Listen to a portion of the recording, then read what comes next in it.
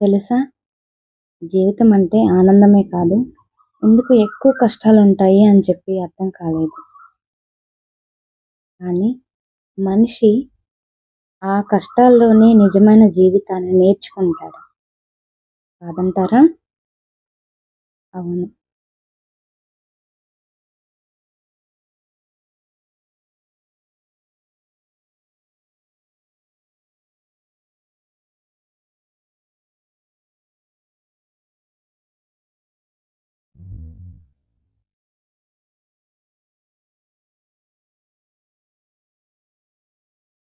ఒక రాయిని మనం